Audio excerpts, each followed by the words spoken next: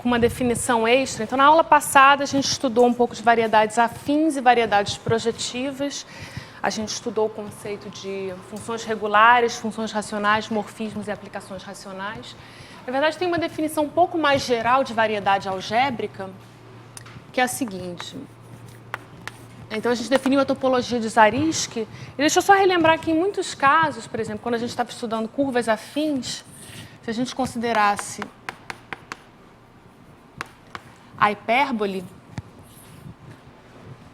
a gente tinha uma projeção para o eixo x, para a reta y igual a zero, e isso era, na verdade, com uma inversa que estava definida fora da origem. Então, a gente poderia pensar de maneira intuitiva que a hipérbole seria isomorfa a A1 menos a origem. Então, na verdade, isso daqui, a princípio, de acordo com a nossa definição, isso daqui não é uma variedade. De acordo com a nossa definição, isso aqui não é uma variedade afim ou projetiva. Mas então a gente vai aumentar um pouco a classe de variedades projetivas, permitindo esse tipo de... Então, isso aqui é um aberto de A1, e a gente vai definir uma variedade quase projetiva como sendo um aberto de uma variedade projetiva. Então, com isso, isso daqui passa a ser uma variedade quase projetiva e a gente tem um isomorfismo entre essas variedades. Então, uma variedade quase projetiva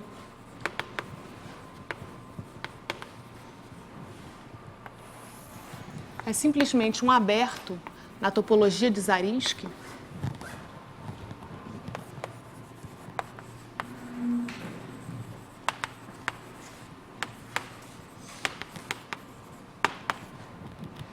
de uma variedade projetiva.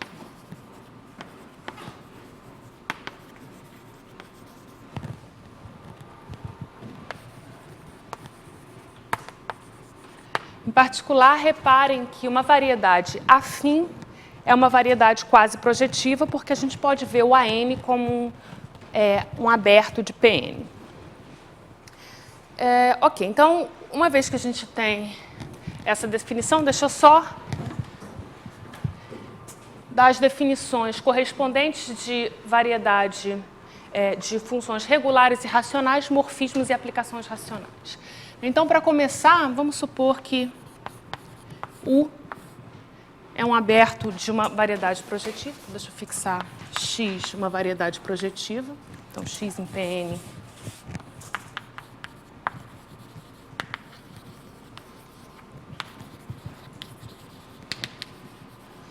uma variedade projetiva, U, um aberto denso de X.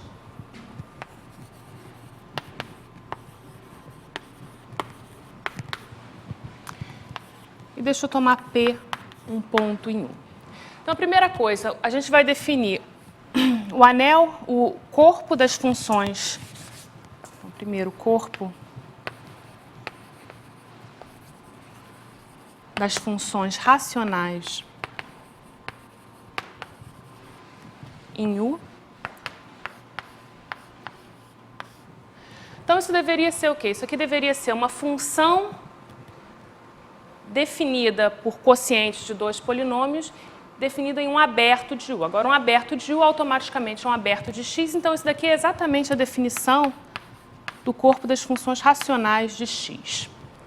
Repara que quando U, por exemplo, é uma variedade afim, e X é o seu feixe projetivo, a gente viu que a definição do corpo de funções racionais para uma variedade afim coincidia com o corpo das funções racionais para uma variedade projetiva. Então, isso aqui é consistente com o que a gente já viu. Agora, a gente pode olhar, dado um ponto P, faz sentido a gente se perguntar quando que essa função é regular em P. Isso significa dizer que ela pode ser representada por um quociente de polinômios homogêneos de mesmo grau, quando o denominador não se anula em P. E eu posso, então, definir o anel das funções regulares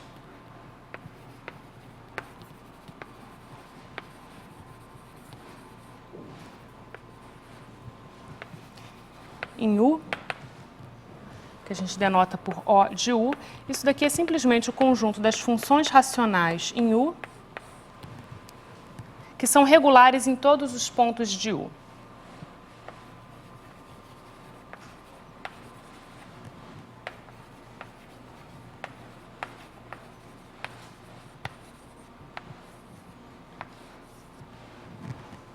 Isso daqui, então, vai ser um anel. Na verdade, uma K-álgebra. E a gente pode definir, dado esse ponto P, o anel local de P em U como sendo, então, o anel das funções racionais que são regulares em U. Em P, perdão. E repara que, por essa definição, isso daqui vai ser exatamente a mesma coisa que o anel local de P em X. Então, isso faz sentido, que a gente tem visto que o anel local trata de propriedades da curva que só dependem de uma vizinhança do ponto P. Então, para qualquer aberto de X contendo P, na verdade, aqui talvez... aqui eu preciso tomar tudo irredutível, né, para que isso daqui faça sentido. Aqui irredutível, senão a gente nem define funções racionais.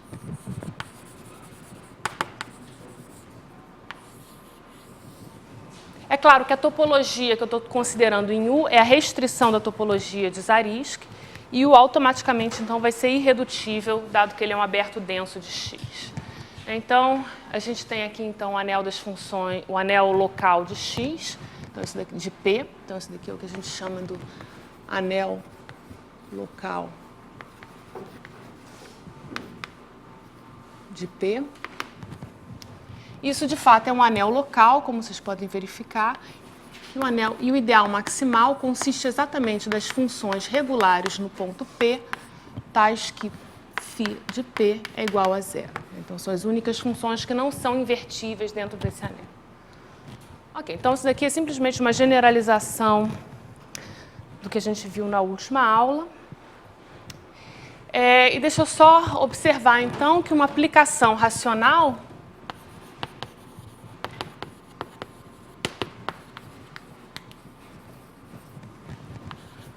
de U em Pn, ela vai ser dada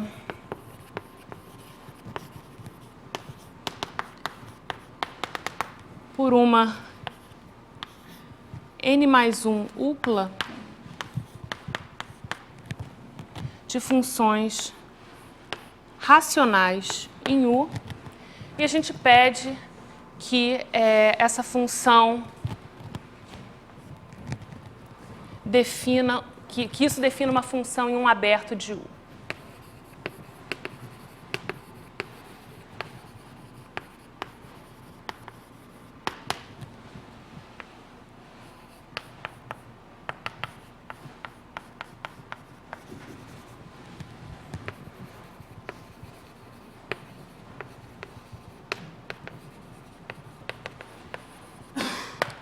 E, novamente, a gente vai identificar φ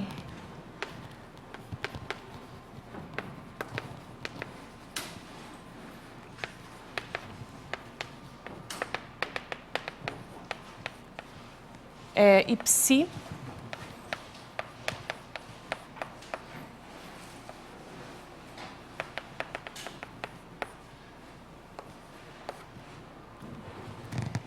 se elas definem a mesma função racional em algum aberto de U. Se elas definem a mesma função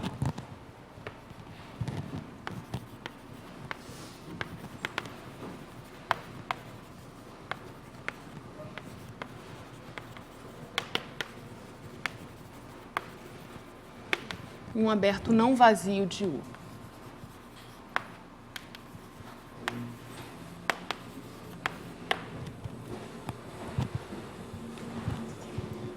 Ok, então isso daqui é simplesmente uma generalização do que a gente viu, é uma maneira de definir todos esses conceitos de uma forma uniforme. Então, agora o que eu queria fazer é definir, o próximo passo é definir a dimensão de uma variedade quase projetiva.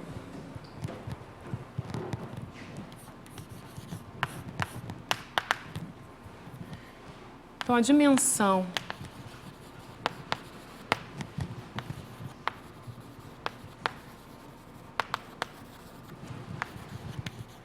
de uma variedade quase projetiva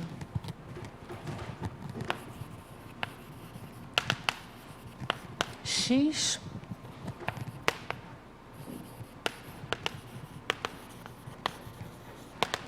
vai ser definida da seguinte maneira. Na verdade, há várias formas de definir o conceito de dimensão.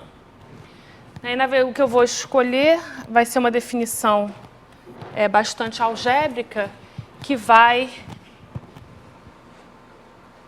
ser em função do corpo de funções de x. Então, eu vou definir a dimensão de x como sendo o grau de transcendência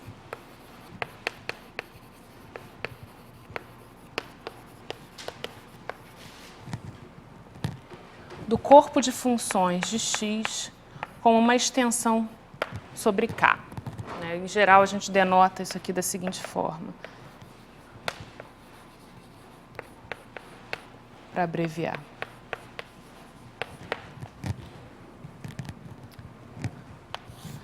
Então, só para a gente ver que essa definição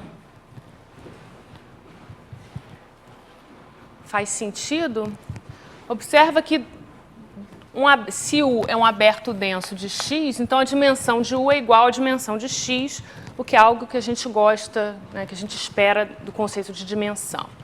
Repara, por exemplo, que se a gente tem Pn ou AN, o corpo de funções de Pn é exatamente o corpo de funções racionais em n variáveis. Então, novamente, isso daqui tem exatamente grau de transcendência n sobre k, o que bate com a nossa expectativa de que Pn tem a dimensão n. E para o caso, e aí agora a gente vai definir a noção de curva. Então, uma curva, um contexto bem geral, então vai ser... Na verdade, isso que a gente fez na verdade, aqui a gente, novamente, a gente tem que usar que f é irredutível, para que faça sentido falar do corpo de funções de x. Então, aqui, uma variedade projetiva irredutível, quase projetiva irredutível.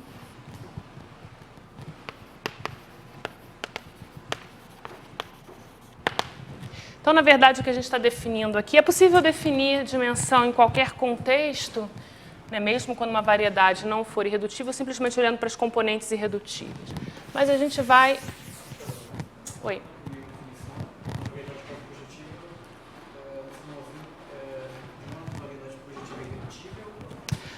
Olha, a gente pode definir aqui... não, isso aqui a gente pode tomar em geral, não precisa que seja redutível. Eu vou querer que ela seja redutível sempre quando eu quiser falar do corpo de funções de U. Então, aqui eu vou manter a condição de redutibilidade. Na verdade, a gente vai acabar encontrando variedades que não são irredutíveis, mas o que a gente vai fazer é se concentrar em uma componente redutível e aí a gente vai poder aplicar a todos esses conceitos. Então, uma curva irredutível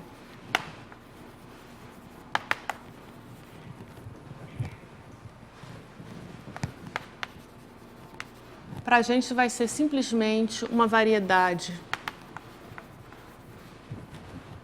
quase projetiva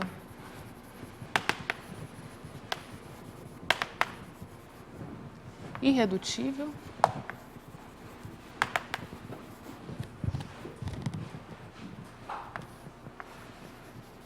com dimensão igual a 1. Então, repara que isso bate com a nossa noção de curvas, de curvas irredutíveis no caso de curvas planas.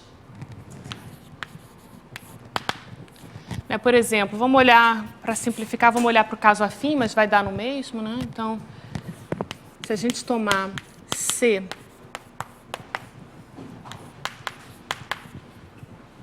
uma curva irredutível em A2,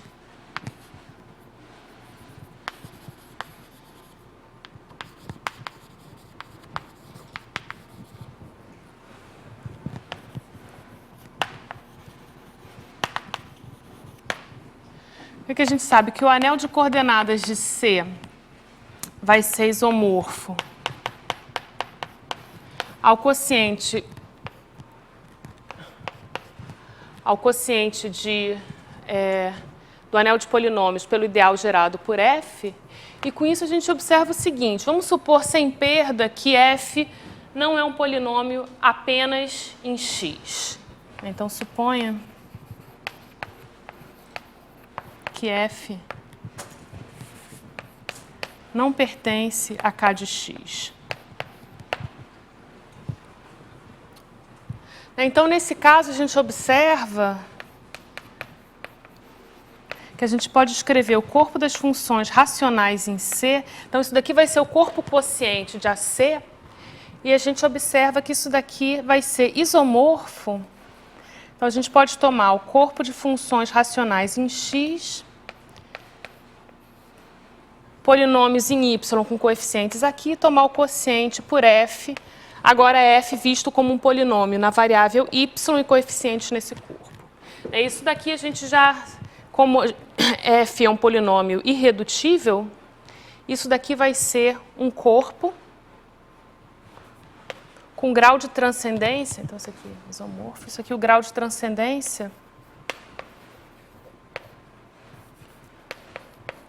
de Kc sobre K é exatamente igual a 1. Então, a gente tem um elemento transcendente que é o x e a gente adjunta um elemento y algébrico com um polinômio minimal exatamente dado por f. Então, de fato, o que a gente tem estudado como curva plana, com essa definição, tem dimensão igual a 1. Ok, na verdade, a gente vai ver... Então, deixa eu só observar. Vamos começar num caso bem geral, que a gente tem uma curva irredutível, uma curva projetiva, quase projetiva irredutível.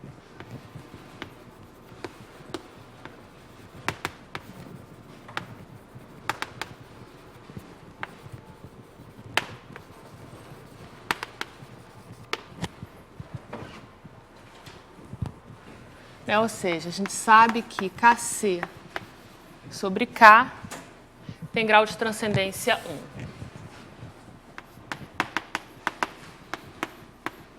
1. Grau de transcendência de Kc sobre K é igual a 1. Então, agora repara o seguinte, a gente sabe que não só o grau de transcendência é 1, a gente sabe também que K de C é finitamente gerado como uma K-álgebra sobre K.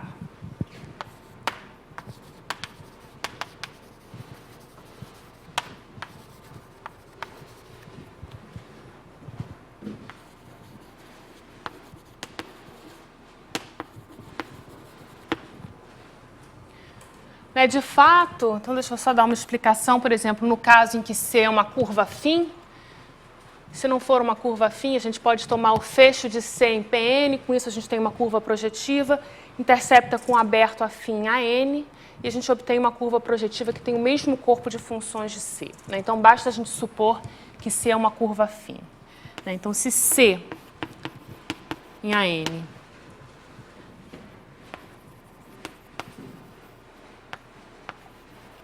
é uma curva afim irredutível, o que a gente sabe? A gente sabe que o anel de coordenadas de C vai ser isomorfo ao Kx1, Kxn sobre quocientado pelo ideal de C, conforme a gente definiu na última aula. E, portanto, o corpo quociente de AC, que é o anel, que é o corpo de funções racionais em C, vai ser gerado como uma K-álgebra pelas classes das funções coordenadas x1 até xn.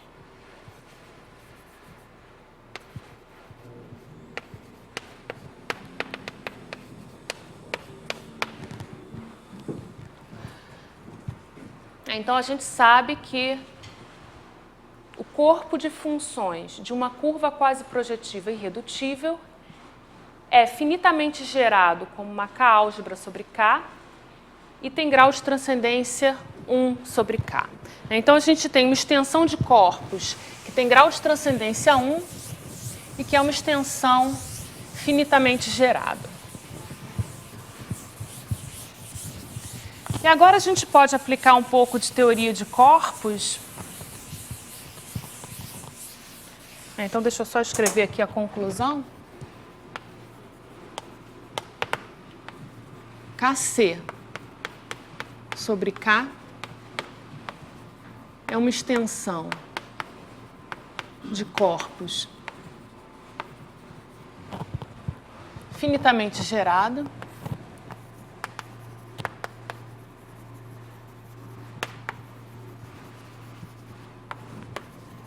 e com grau de transcendência igual a 1.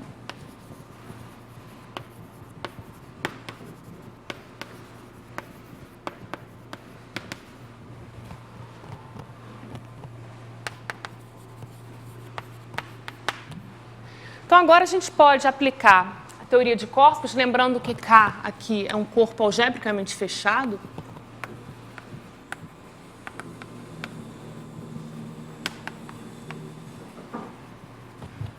A gente já pode aplicar um pouquinho de teoria de corpos para observar que K pode ser gerado a partir de K pequeno, Kc pode ser obtido a partir de K pequeno, através da disjunção de um elemento puramente transcendente sobre K e um elemento algébrico sobre a primeira extensão. Então, deixa eu escrever isso. Então, pela teoria de corpos,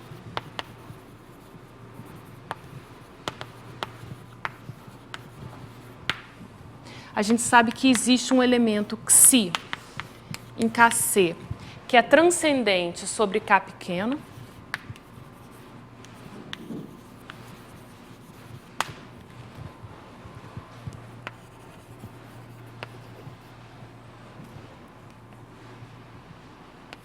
E existe um elemento zeta em Kc algébrico, na verdade até mais, algébrico e separável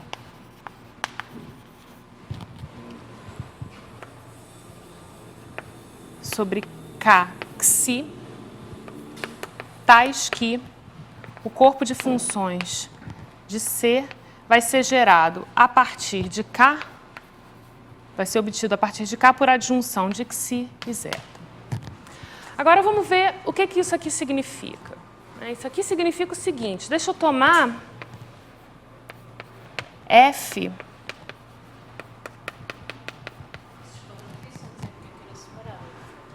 Oi? Separável significa que o polinômio minimal dele não tem, o polinômio minimal dele não tem, se, então, deixa eu lembrar aqui.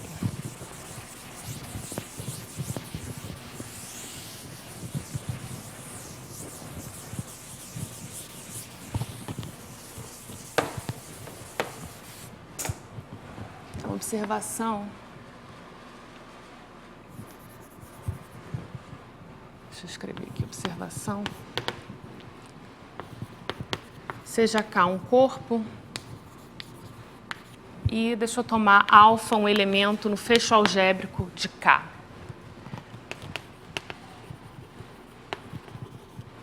A gente diz que alfa é separável se o polinômio minimal de alfa sobre K, então esse aqui é o polinômio irredutível mônico do qual alfa é raiz,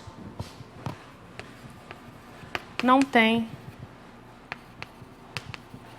raízes múltiplas em K barra. Na verdade, isso aqui não vai ser importante, a gente não vai precisar disso daqui, mas é só... a gente só vai precisar, na verdade, que ele seja algébrico. Mas, de qualquer forma, fica a observação. Então, agora vamos considerar f um polinômio irredutível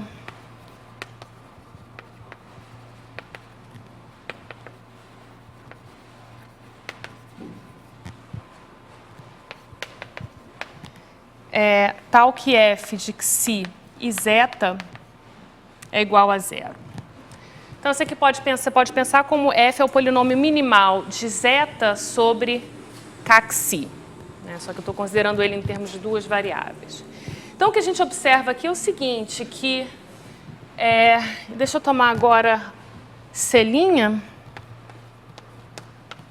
A curva afim plana definida por esse polinômio.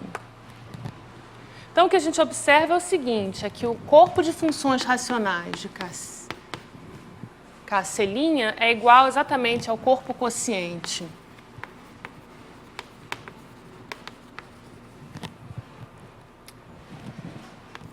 de Kxy módulo ideal gerado por F. Agora, isso é exatamente igual, isomorfo, ao Kxi zeta, que por sua vez é igual ao corpo de funções de C. Então, a conclusão, na verdade, isso daqui foi para chegar à seguinte conclusão. A gente começou, então, com uma curva quase projetiva irredutível qualquer, e a gente mostrou que o seu corpo de funções racionais é isomorfo, na verdade, tudo isso é k-isomorfismo, né? É k-isomorfo ao corpo de funções de uma curva plana. Então, o que a gente conclui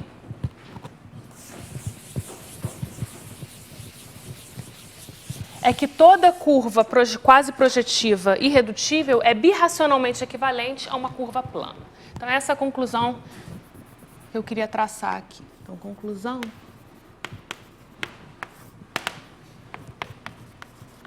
Toda curva quase projetiva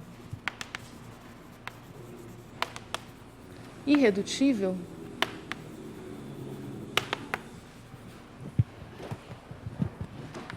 é birracionalmente equivalente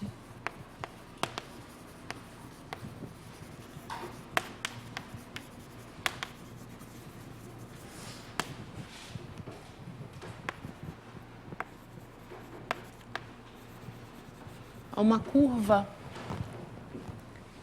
plana, ou seja, em A2 ou em P2, irredutível. Então, se eu quiser estudar curvas a menos de equivalência birracional, eu posso simplesmente olhar para as curvas planas, como a gente fez na primeira parte do curso. Porém, agora,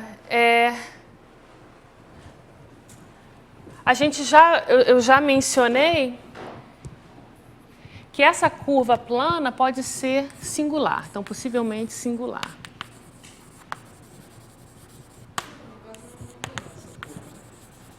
Oi? Não, ela pode, eu tenho vários possíveis modelos birracionais para essa curva. Mas justamente o que a gente gostaria de considerar é, dada uma curva plana, a gente gostaria de obter uma curva projetiva não singular, birracionalmente equivalente a essa curva, né? Então, o objetivo agora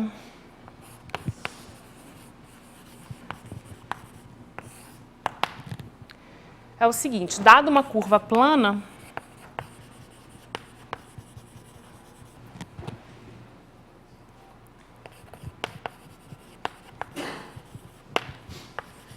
irredutível,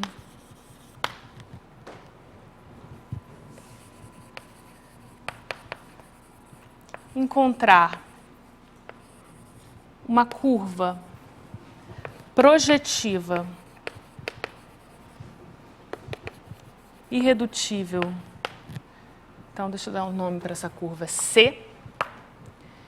A gente quer encontrar uma curva projetiva irredutível não singular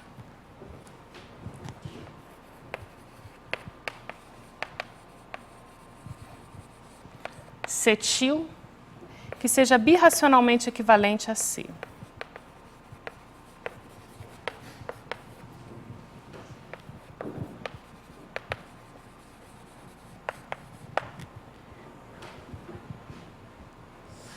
Então, se a gente encontrar uma tal curva C, cetil, a gente diz que ela é um modelo projetivo não singular de C.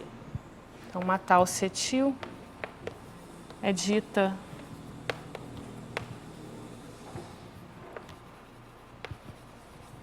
um modelo projetivo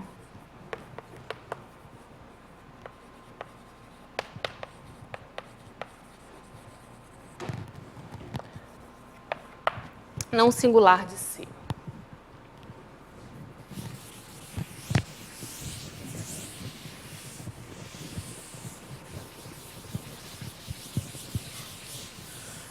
Então, qual é o primeiro problema que a gente enfrenta quando a gente tenta resolver essa questão?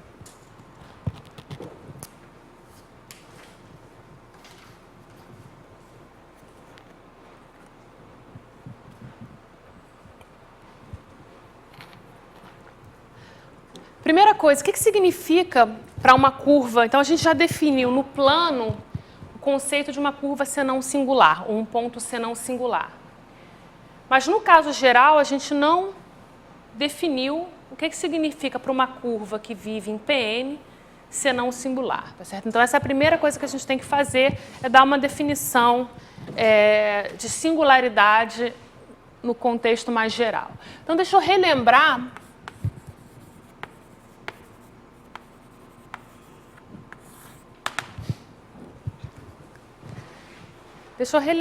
como que a gente definiu o conceito de singularidade no caso plano. Então, deixa eu começar, para simplificar, com o caso de uma curva afim.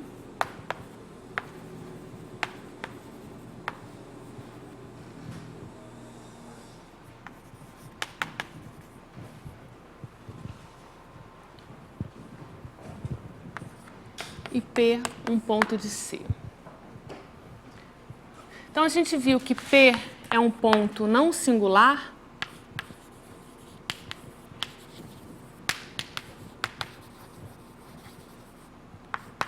Por definição, a gente define um ponto não singular como sendo um ponto para o qual existe uma reta em A2 com multiplicidade de interseção com C exatamente igual a 1 nesse ponto. Então, existe uma reta L em A2, tal que a multiplicidade de interseção de C e L no ponto P é igual a 1. Então, foi assim que a gente definiu o conceito de não singularidade, né, o ponto não singular. E deixa eu só relembrar que a gente viu que, nesse caso, o anel local de C no ponto P. Então, aqui de novo, eu estou sempre supondo que a curva é irredutível.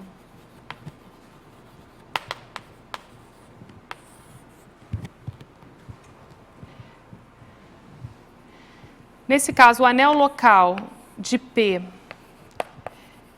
é um anel de valorização discreta.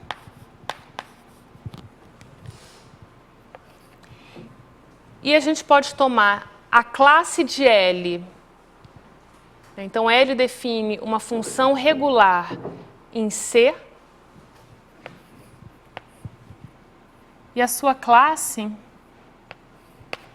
vista como uma função regular em P, é um parâmetro local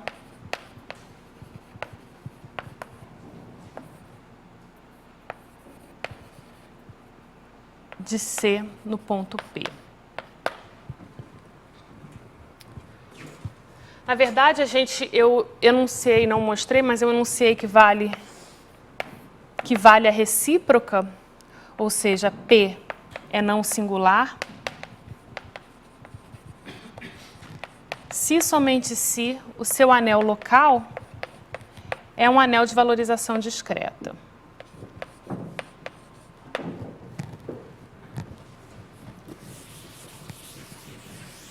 Então, no caso geral, a gente vai usar essa condição aqui para definir o conceito de não singularidade.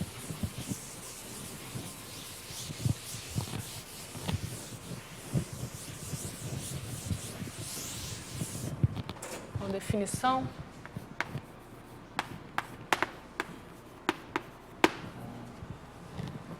Então, seja C uma curva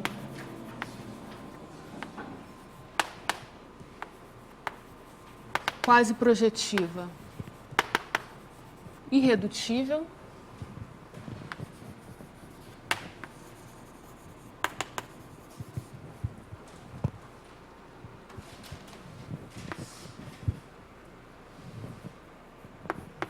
e P um ponto de C. A gente diz que P é um ponto não singular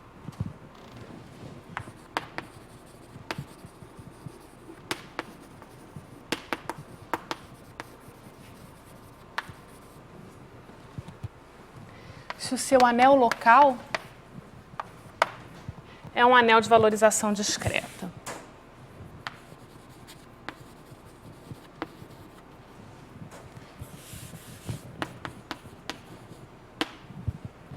E, deixa eu relembrar o que significa isso. Significa que existe um elemento irredutível T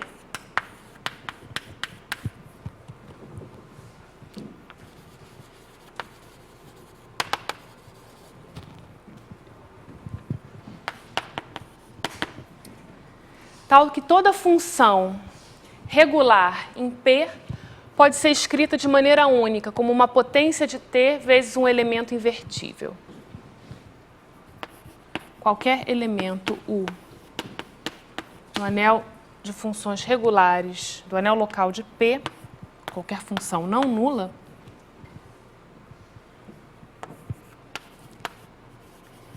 se escreve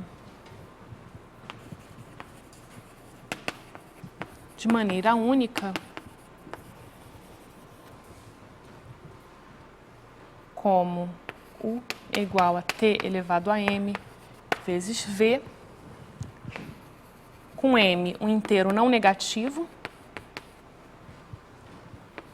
e V um elemento invertível nesse anel.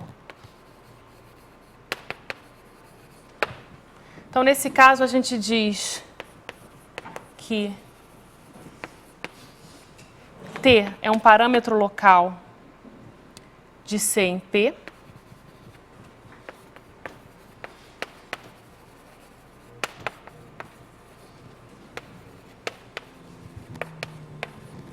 E a gente define a função ordem, a ordem de anulamento de U em P é definida como sendo exatamente esse expoente M.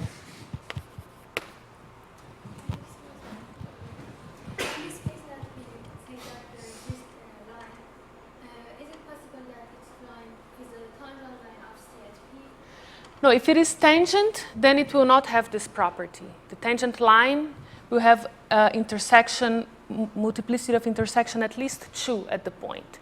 So actually, this point here, you can take the line L to be any line that is not tangent to P.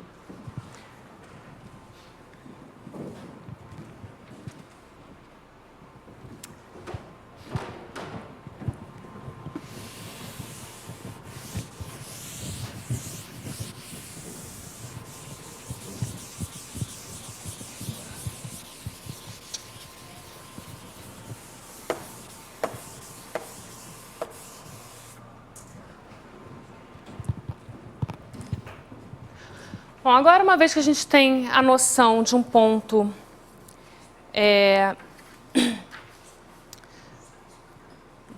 não singular, a gente pode começar a tratar no caso geral. Então, deixa eu fazer uma observação, que tudo que a gente fez até agora para curvas não singulares ou para pontos não singulares, que foi provado usando anéis de valorizações discretas, vão valer para o caso geral. Então, por exemplo, deixa eu colocar essa observação aqui, por exemplo, se a gente tem, então C é uma curva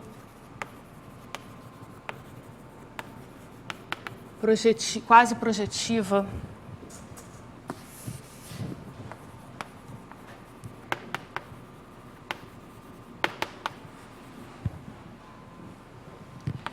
vamos supor que a gente tem uma aplicação racional de C em algum espaço projetivo Pn.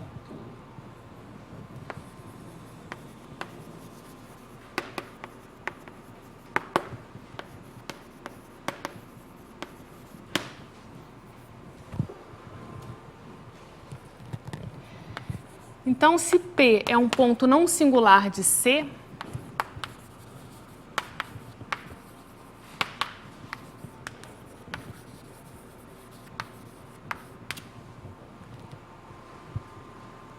então essa aplicação racional, ela está definida, ela é regular no ponto P.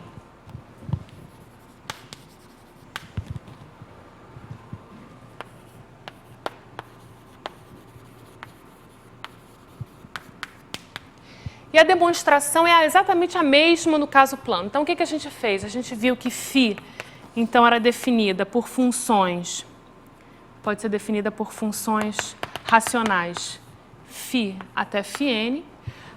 Cada função dessas a gente pode escrever como sendo, a gente pode escrever da forma t elevado a mi vezes vi invertível. Agora, esses mi's aqui vão ser inteiros possivelmente negativos.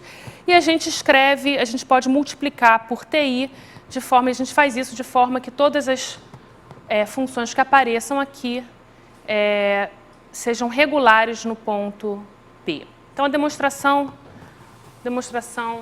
é exatamente a mesma, né? Módulo você trabalhar agora no contexto quase projetivo. Então, mesma demonstração de antes.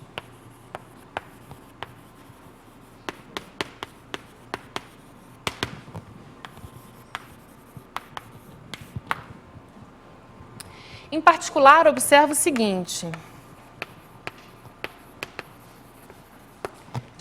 Se a gente encontrar um modelo projetivo não singular para uma curva C, então esse modelo projetivo é uma curva projetiva, irredutível e não singular, que é birracionalmente equivalente a C. Então, ela vai ter que ser única a menos isomorfismo. Né? Um modelo projetivo não singular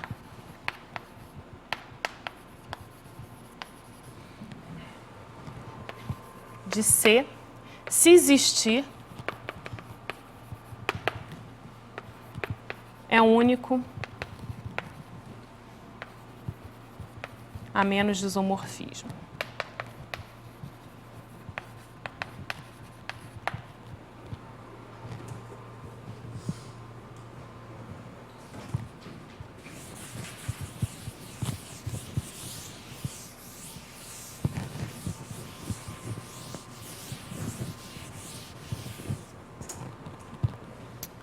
E agora tem um teorema que eu vou anunciar, a gente não vai exatamente mostrá-lo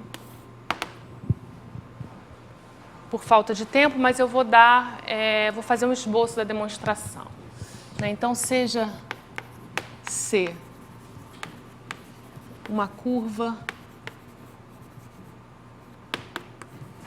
quase projetiva irredutível,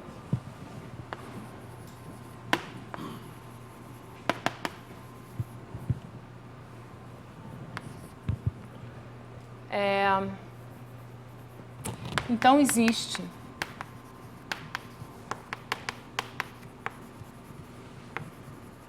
um modelo projetivo não singular de C.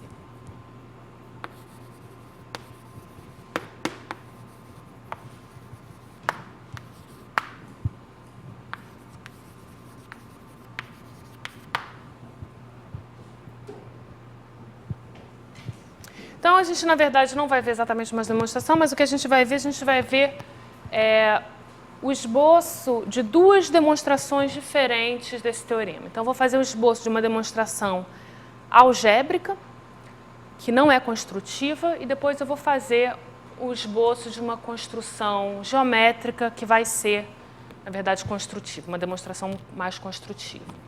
Então, vamos esboçar duas provas do teorema. Uma algébrica e não construtiva.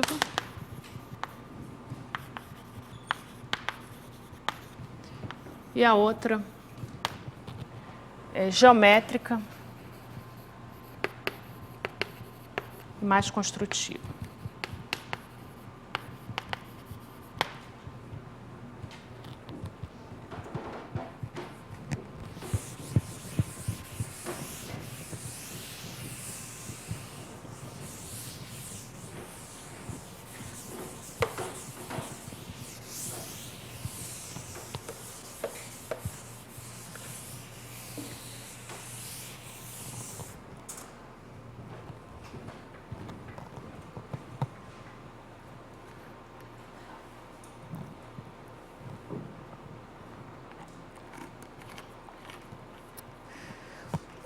Então vamos lá. Então deixa eu primeiro explicar qual seria a demonstração algébrica desse teorema, né? Então a demonstração algébrica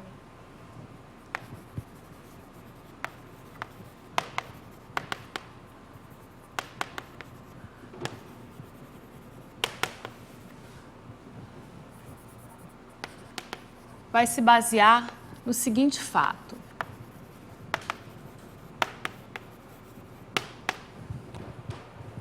De álgebra comutativa.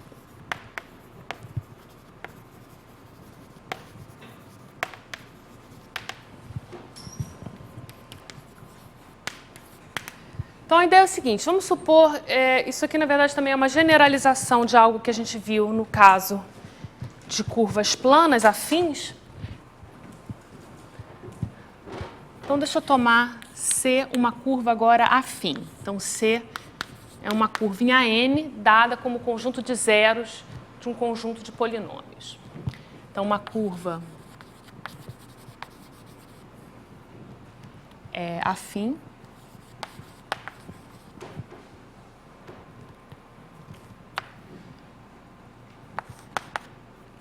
Bom, vamos supor irredutível, que a gente está sempre supondo irredutível.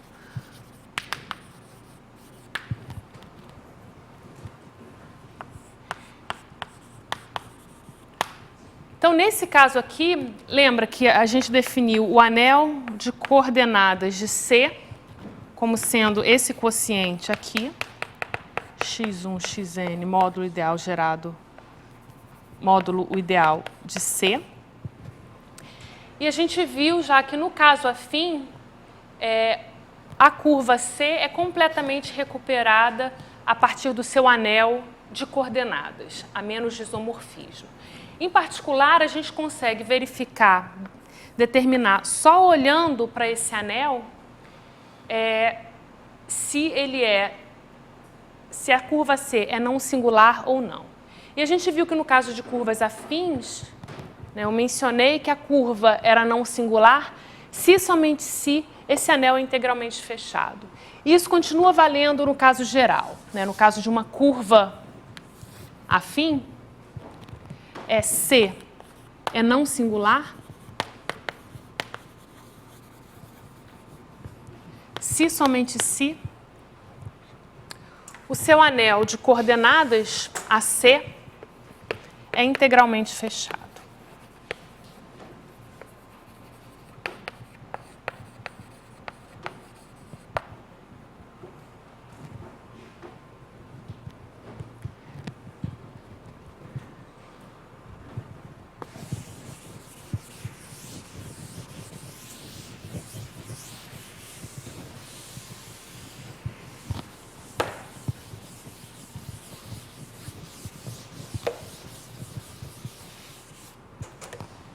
Ok, então vamos ver qual seria a construção algébrica do modelo não singular de uma curva.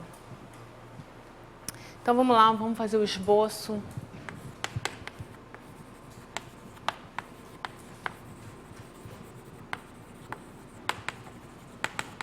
Da prova algébrica do teorema.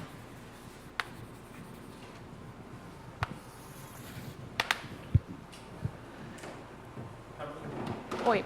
Falou quando estava falando de anel local, que o anel local do ponto é a localização do anel de coordenadas. coordenada. Certo. Toda localização desse anel em algum ideal primo é o anel local de algum ponto? Sim, nesse caso aqui, como isso aqui tem, a gente está falando de uma curva, ou seja, tem grau de transcendência 1, na verdade, todo anel, todo ideal primo vai ser um ideal maximal. E, além disso, essa localização, justamente, de um anel, de um domínio integralmente fechado em qualquer ideal maximal, nesse caso aqui, né, de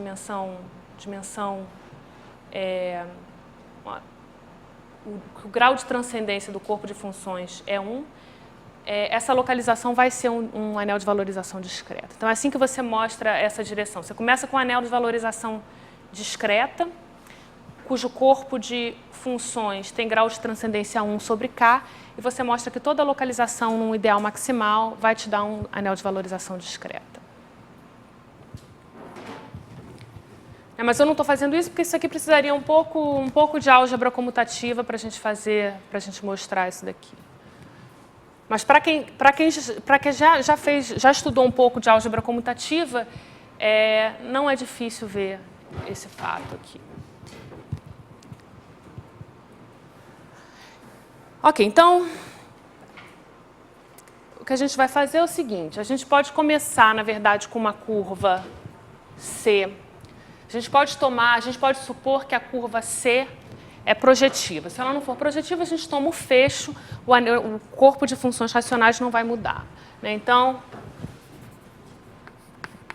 a gente pode supor que C em Pn é uma curva projetiva irredutível.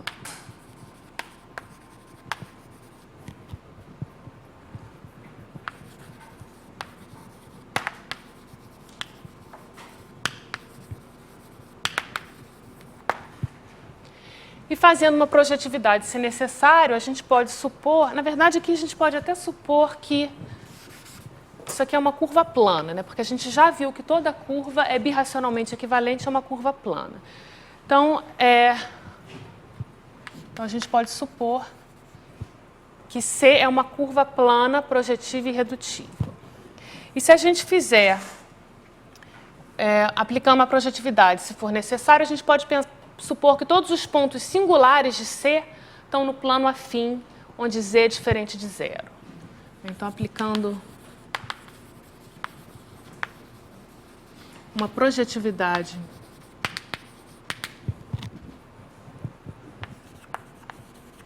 se necessário,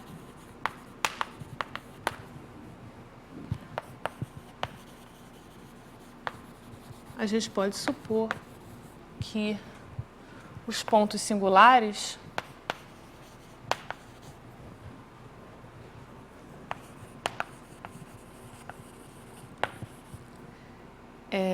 de C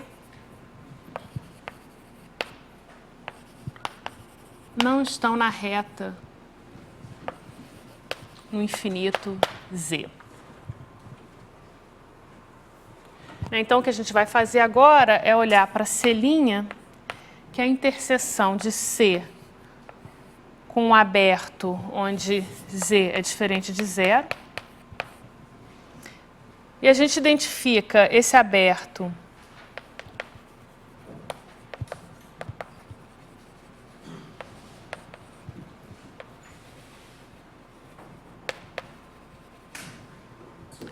com A2. E por isso a gente pode ver essa curva como sendo uma curva afim dada por um certo polinômio f.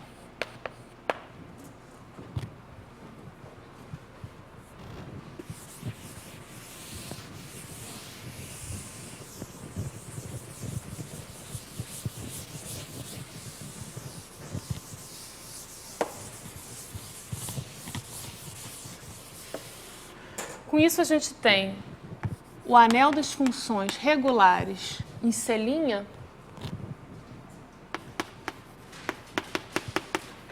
que é esse quociente aqui, que está contido no seu corpo de funções Kc', que é igual ao corpo de funções de C. E agora o que eu vou fazer é o seguinte, a gente vai, então, considerar o fecho inteiro desse anel no seu corpo de funções. Então, deixa eu chamar de seja atil, o fecho inteiro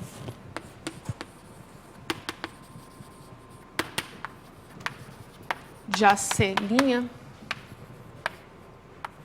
em KC. Então, o que a gente tem é o seguinte, a gente tem uma inclusão.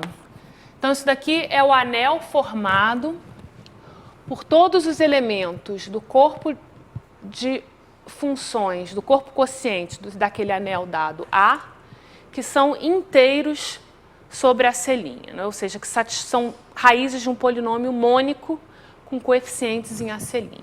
Então, o que a gente tem é AC' contido em atil, contido em K de C. Em particular, observa que KC ainda é o corpo quociente de atil.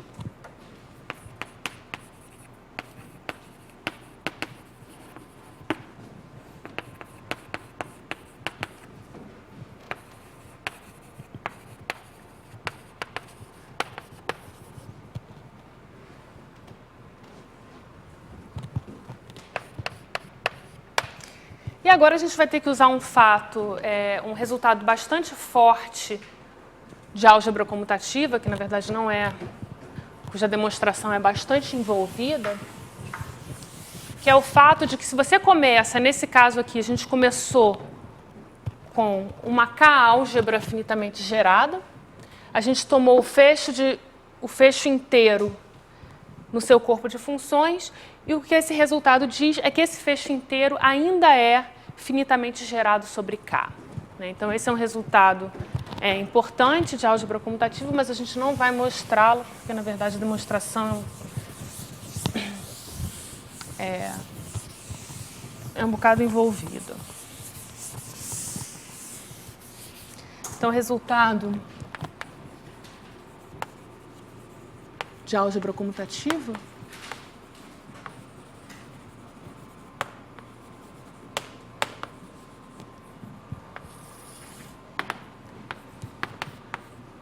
esse atil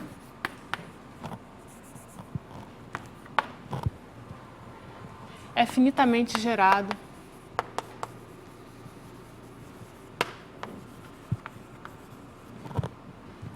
como K-álgebra. Ou seja, a gente sabe que esse atil não vai ser gerado. A gente sabe que a gente tem o X, a classe de X e a classe de Y vivem aqui dentro. E a gente talvez tendo que colocar mais um certo número finito de elementos, isso daqui gera todo o atil. Ok, agora vamos ver o que significa isso daqui. Então, vamos considerar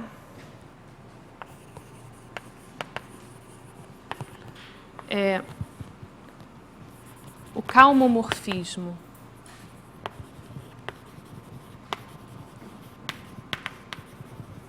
sobrejetor do anel de polinômios em N variáveis, K de x1 até xn, em atil, que faz o seguinte, leva x1 na classe de x, x2 na classe de y e xi em zi para i maior ou igual a 3. Então, observa que, de fato, esse morfismo alfa é sobrejetor, porque todos os geradores estão na imagem.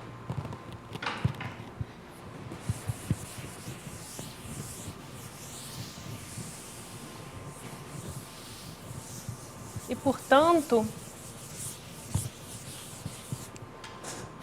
se eu chamar de I o núcleo de alfa,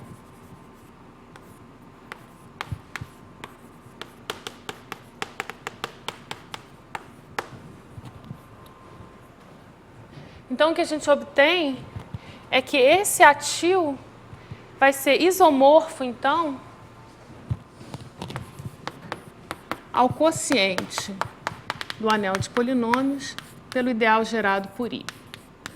Agora, o que é isso daqui? Isso daqui é exatamente o anel de coordenadas de uma variedade afim, né? Se eu tomar C' til como sendo a variedade afim a N definida por esse ideal,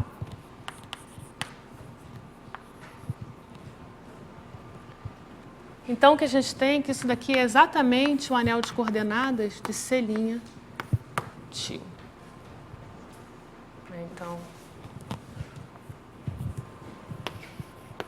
onde C' til é definido dessa forma. Então, repara, isso daqui, além disso, C' til observa que esse ideal aqui, ele é primo.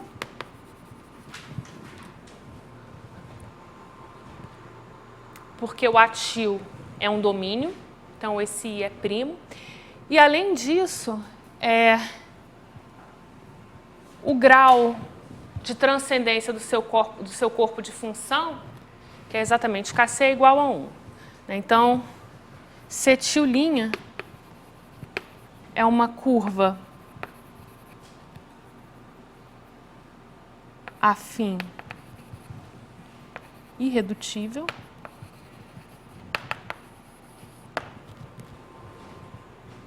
E mais do que isso, a gente sabe que a inclusão do A de C', vou chamar essa inclusão de A de C' em atil, que é isomorfa, então, ao A de C' til, isso daqui, essa inclusão, vai induzir um morfismo de C' til para C'. Na verdade, é uma curva afim irredutível e o que a gente quer não singular, né? Porque, afinal, o seu anel de coordenadas é integralmente fechado por construção.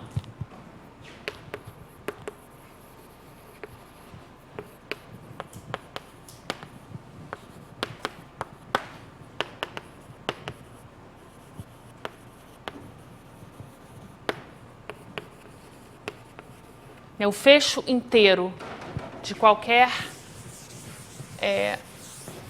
domínio no seu corpo de funções é automaticamente integralmente fechado.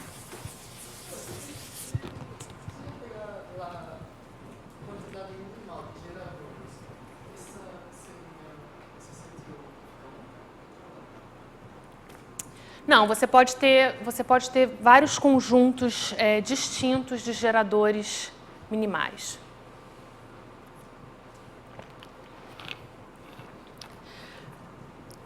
A gente vê que, na verdade, quer dizer, ela é única, isso daqui essa curva vai ser única a menos de isomorfismo, porque qualquer fecho inteiro de A vai ser K isomorfo, né? Então, o que a gente tem é que essa curva que a gente definiu, ela é única a menos de isomorfismo, mas ela pode... ela não vai ser a mesma no sentido de variedade afim. Mas eu não preciso nem tomar um número mínimo de geradores. Ela está unicamente definida a menos de isomorfismo. Então, ok. Então, isso daqui, na verdade, esse passo aqui foi só para mostrar que toda K-álgebra finitamente gerada é o anel de coordenadas de alguma variedade afim. E é claro que ela vai ser a menos de isomorfismo, anel de coordenadas de uma única variedade afim. Ok, então a gente construiu uma curva afim irredutível e não singular. E, além disso, a gente sabe que essa inclusão vai induzir um morfismo birracional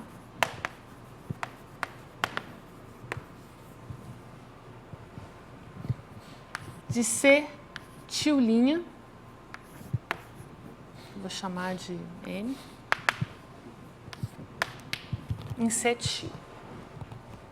Então, isso daqui é quase isso aqui é um modelo não singular para cetil, para celinha, né? Só que o único problema é que isso daqui ainda é afim. Então, isso daqui vive em AN e isso daqui vive em A2.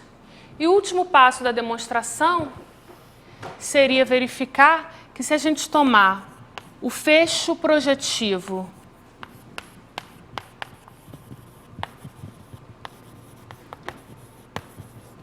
de cetil' em PN,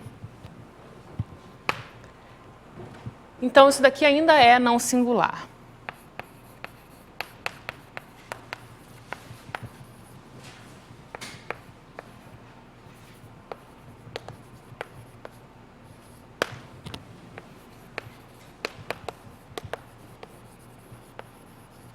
Isso vai valer, na verdade, eu não vou fazer essa parte da demonstração, mas isso aqui segue do fato da gente ter tomado, para começar,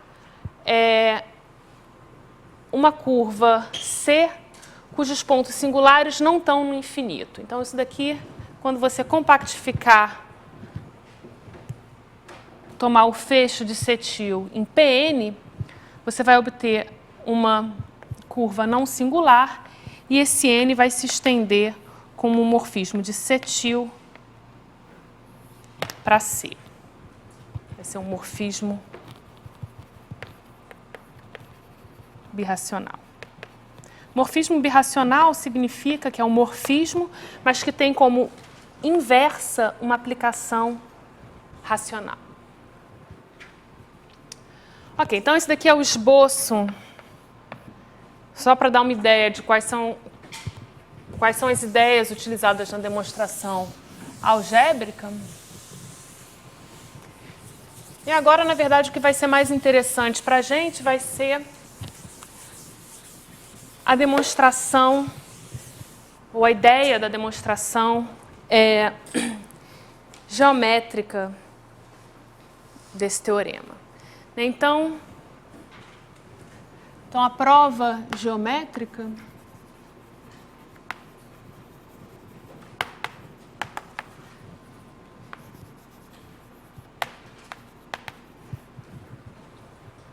baseia-se numa operação chamada o blow-up de uma curva.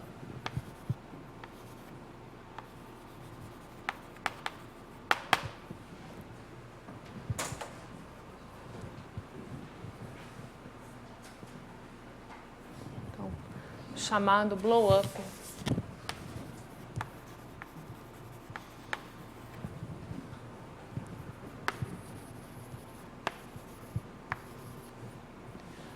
De uma variedade quase projetiva em um ponto.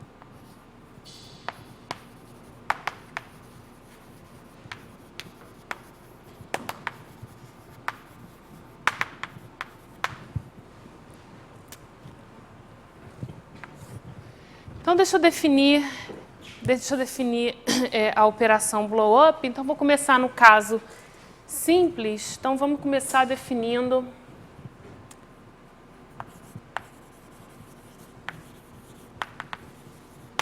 o blow-up, ou explosão,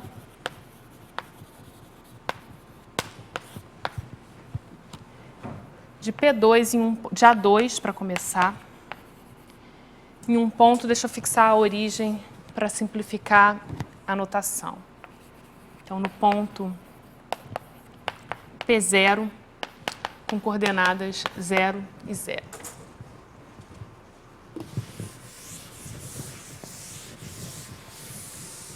Então, deixa eu tentar passar a ideia geométrica para vocês antes de dar a definição por meio de equações. Então, a gente tem aqui o A2. E eu vou considerar... Então, aqui eu tenho o ponto P0. E eu vou considerar a seguinte aplicação racional de A2 em P1. A ideia é o seguinte, se eu estivesse vendo esse A2 dentro de P2, o que eu estaria fazendo é olhando para a projeção desse ponto P0 na reta no infinito. Ou seja, dado um ponto com coordenadas x e y, o que essa projeção faz. Então, eu posso pensar em P2, isso daqui como a coordenada x, y, 1, e eu vou levar, vou projetar esse ponto na reta no infinito, ou seja, eu vou olhar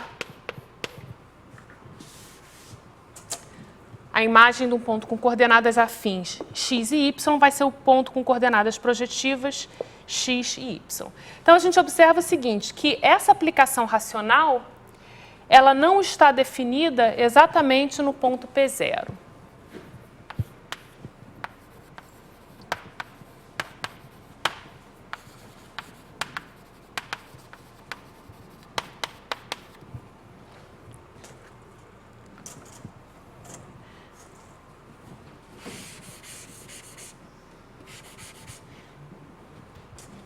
Então, aqui a gente já vê uma diferença importante para o caso de curvas. Então, no caso de curvas, a gente viu que se eu tenho uma curva não singular,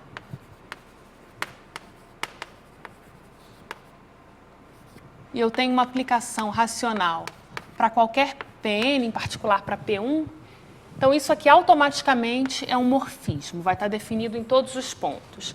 Já no caso de uma variedade com dimensão 2, por exemplo, A2, então A2 a gente imagina, eu não defini o que significa um ponto não singular no caso de dimensão maior do que 1, mas a gente espera que A2 seja uma variedade não singular, e de fato ela é, mas essa aplicação racional obviamente não está definida nesse ponto. Mas vamos ver então, agora o que acontece, por exemplo, então a gente vai, vamos pensar o seguinte, o que acontece se eu olho para uma reta, por exemplo, que passa por P0. Vou chamar essa reta L. Então, deixa eu dizer aqui, vamos supor que L é a reta AX mais BY. É claro que se eu restringir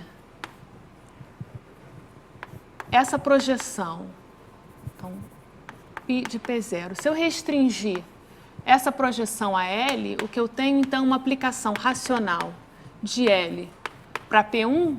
Agora, L é uma curva não singular. Então, automaticamente, isso daqui tem que ser um morfismo. Então, quando eu restringo a aplicação para uma reta L, ela vai passar a estar definida nesse ponto P0. E, de fato, nesse caso aqui, então, essa aplicação racional leva um ponto com coordenadas afins x, y no ponto com coordenada x, coordenada projetiva x e y. Agora, nessa reta aqui, usando a equação da reta, a gente vê que isso daqui, na verdade, é constante, igual a menos b a. Então, quando eu restringo a uma reta, essa aplicação passa a ser constante, o que faz sentido porque a gente está olhando para a projeção desse ponto na reta no infinito. Então, quando eu fixo uma reta, a função racional passa a ser um morfismo restrito a essa reta, e repara que se eu fixar retas diferentes, para cada reta que eu fixo, eu vou obter um limite diferente para o valor da função no ponto P. Então, isso mostra que realmente essa função não pode estar definida nesse ponto, porque o limite dessa aplicação racional, quando eu olho para pontos em cada uma dessas retas que passam por P0, vai ser distinto, né? Vai depender da inclinação da reta. Então, a ideia do blow-up é o seguinte, a ideia do blow-up é eu tomar o fecho do gráfico dessa aplicação racional. Então, quando eu fizer isso, o que vai acontecer? Fora do ponto P0, quando isso daqui, na verdade, é um morfismo, o gráfico vai ser isomorfo ao próprio A2 menos o ponto. Mas sobre esse ponto aqui, na verdade, eu vou substituir esse ponto por um P1 de retas passando por esse ponto. Então, o blow-up vai ser o blow-up de A2 no ponto P0 vai ser uma variedade quase projetiva com a seguinte propriedade.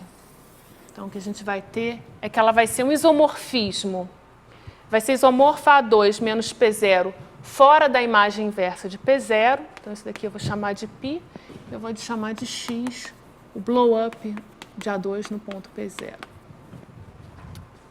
Então, deixa eu escrever a definição de x.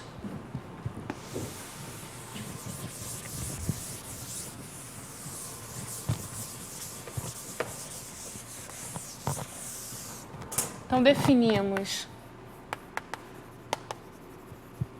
x, que é o blow-up de A2 no ponto P0. Isso aqui vai estar contido em A2 vezes P1.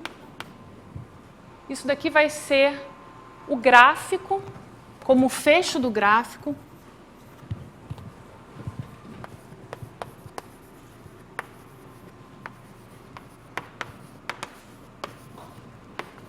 De π P0.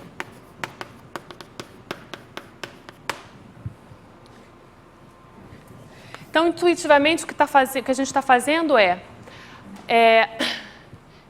e além disso, né? E tomamos o morfismo π de x em A2 como sendo a composição, a restrição da primeira projeção a x.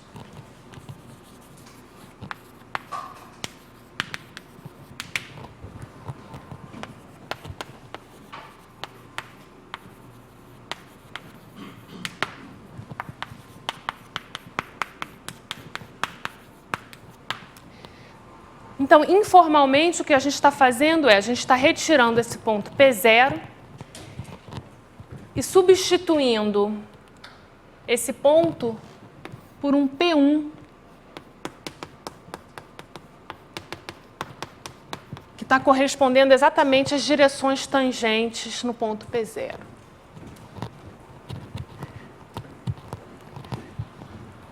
Então, o que a gente tem aqui, na verdade, a gente tem que a imagem inversa do ponto P0 vai ser isomorfa a P1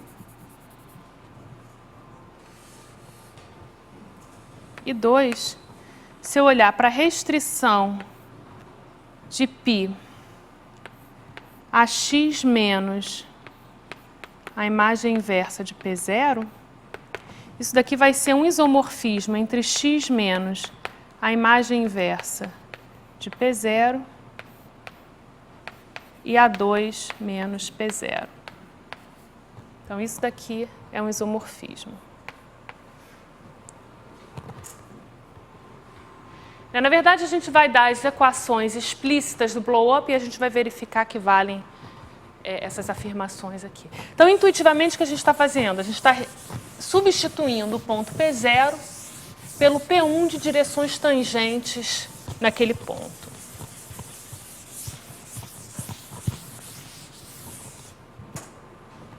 Então, informalmente,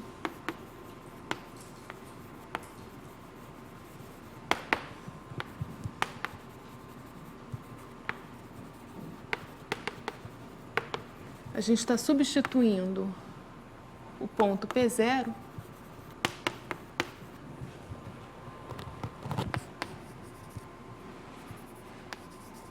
pelo P1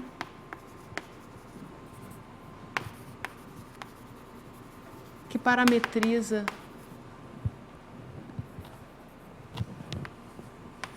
as direções tangentes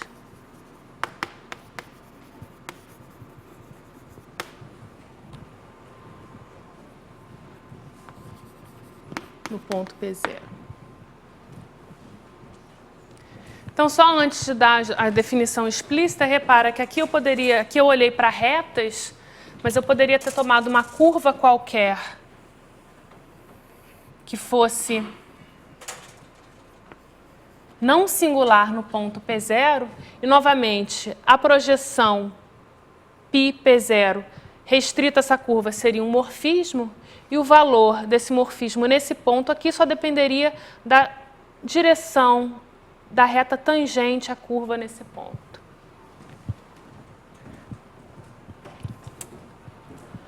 Ok, então agora, vamos lá, explicitamente, em fórmulas, né? Como é que eu vou definir esse blow-up?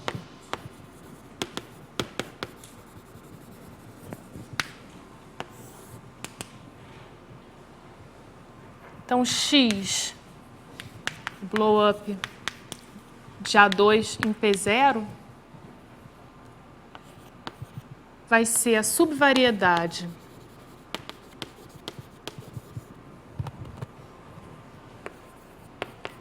de A2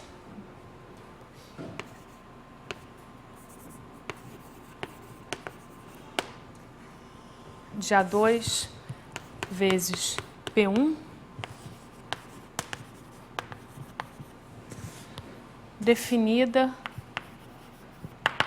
da seguinte forma. Então, primeiro, A2 eu vou tomar como coordenadas afins aqui x e y, e eu vou tomar como coordenadas projetivas em P1, S e T.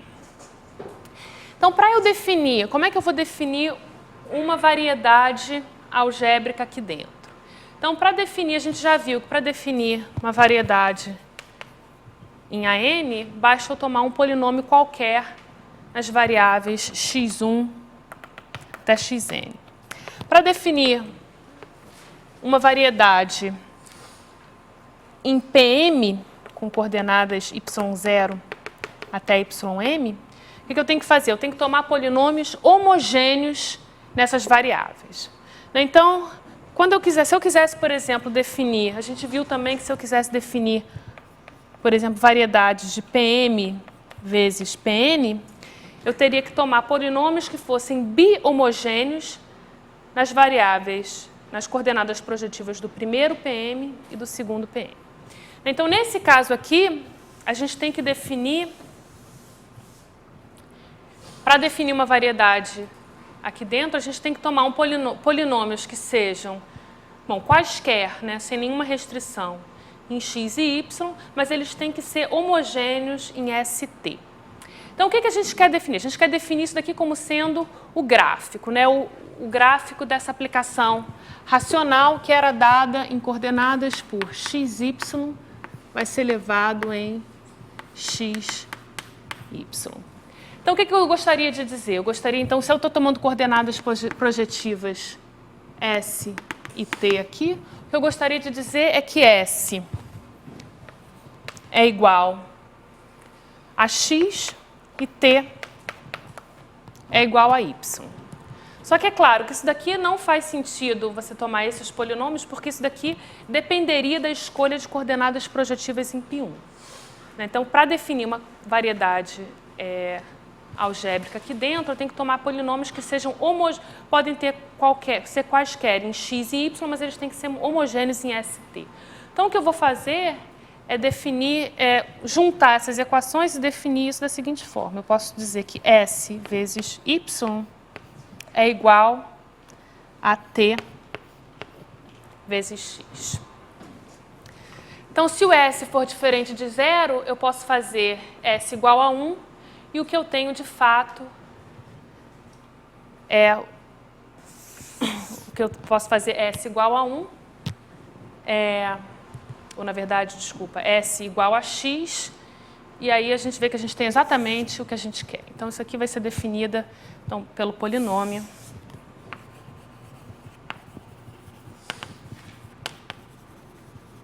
Então, eu vou querer que x seja igual a S, então xt menos ys.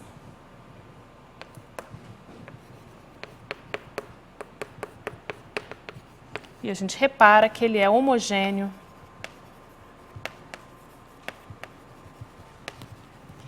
em T e S. Então, isso de fato define, isso aqui define uma subvariedade ali dentro. Ok.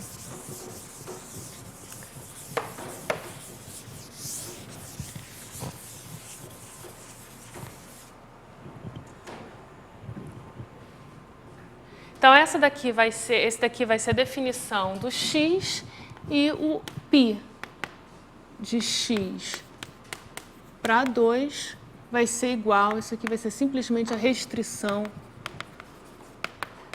a x da primeira projeção.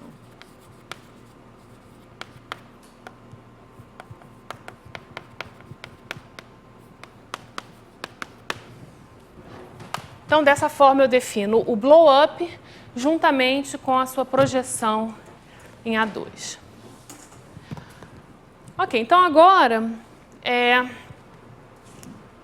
vamos ver como é que a gente vai trabalhar com esse blow-up. Parece ser um pouco complicado trabalhar com essa equação aqui. Então, a gente vai ver, na verdade, que o X pode ser coberto com uma união de dois abertos, cada um desses abertos isomorfos a A2. Então, vamos ver que X se escreve como U união V, onde U e V são abertos de X isomorfos A2.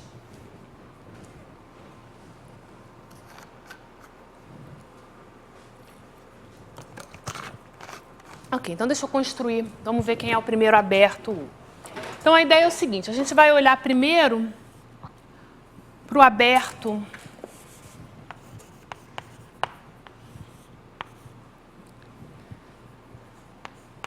um aberto de A2 vezes P1, por exemplo, onde o S é diferente de zero. Deixa eu ver se eu vou tentar usar a mesma notação das minhas notas. Sim, o S é diferente de zero. Então, isso daqui é o aberto onde o S é diferente de zero dentro de A2 vezes P1. Então, observe que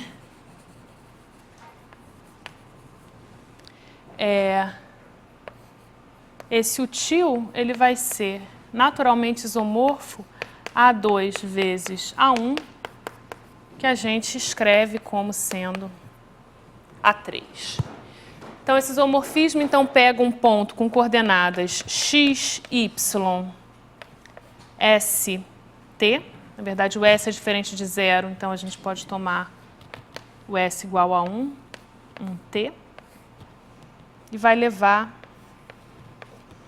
no ponto de A3 com coordenadas x, y e t. Aí a gente observa que isso daqui de fato é um isomorfismo.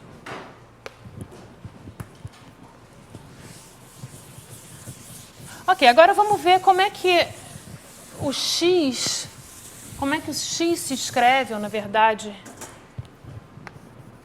vamos tomar U como sendo x interseção útil.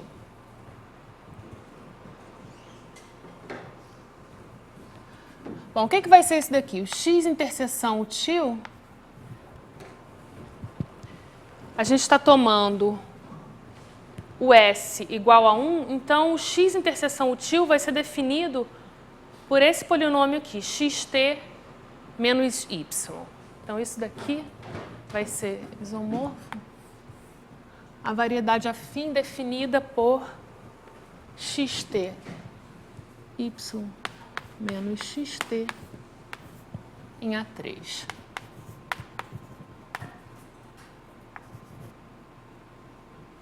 Com coordenadas x, y e t. Coordenadas.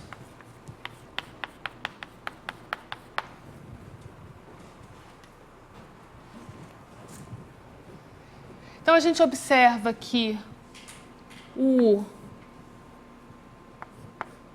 é isomorfo ao A2 com coordenadas x e t, porque a gente tem um ponto com coordenadas x.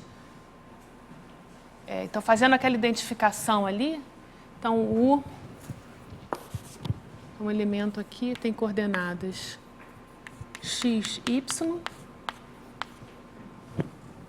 1t, mas ele tem que satisfazer essa condição aqui.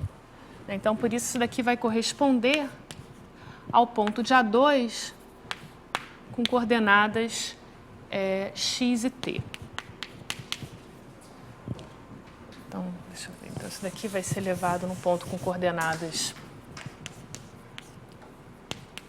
x e t em A2. E, reciprocamente, se eu começo com um ponto com coordenadas xt em A2, ele vai ser levado no ponto com coordenadas x. O y pode ser recuperado a partir dessa equação aqui, como xt. T.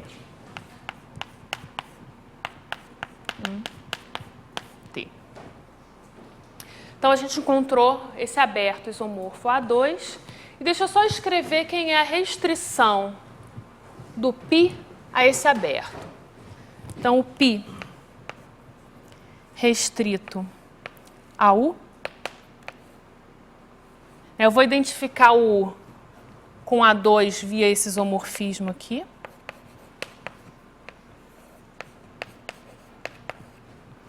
Em A2 vai ser definido como? Então, eu pego um ponto aqui, que eu estou identificando então, U com A2. Então, isso aqui vai ter coordenadas xt.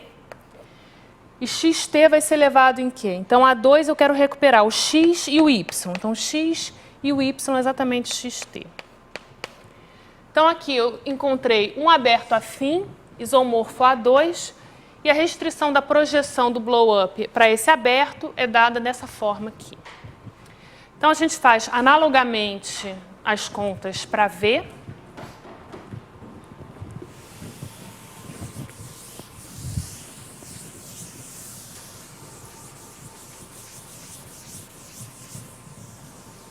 Na verdade, antes de passar para V, deixa eu só observar, vamos só observar que a imagem inversa do ponto P0, então ponto com coordenadas 0, 0, é dada exatamente como Vx nesse A2.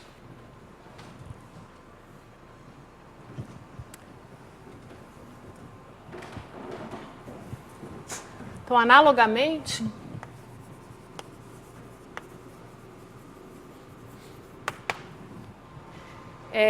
a gente define Vtil como sendo aberto, onde T é diferente de 0, em A2 vezes P1.